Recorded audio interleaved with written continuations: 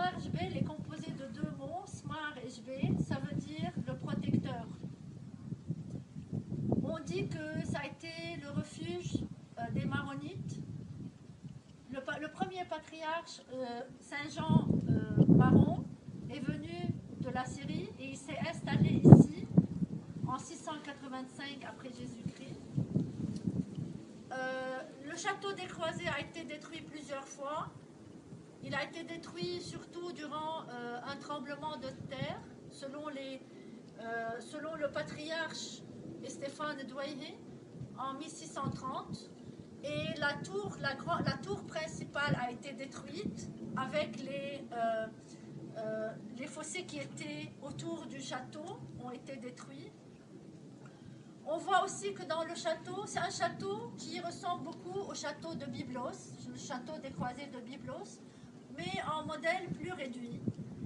Certainement, on a les meurtrières et on a des citernes taillées dans le roc.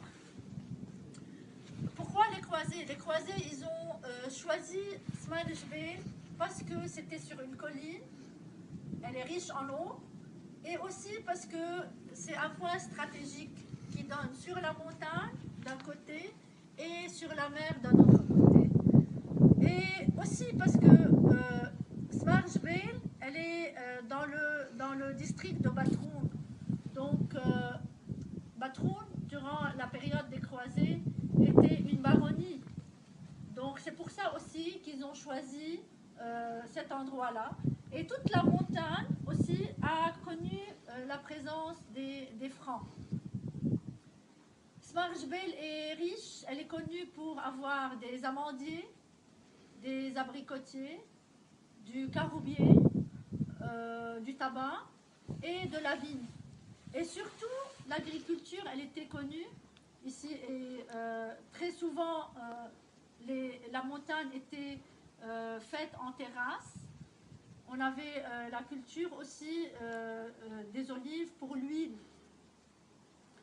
Et Smar Jbel aussi, elle est connue pour avoir, durant la guerre, les Syriens, ils se sont installés ici, dans la forteresse et à côté. Et quand les Croisés étaient là, on dit qu'il y avait ils ont construit une petite église.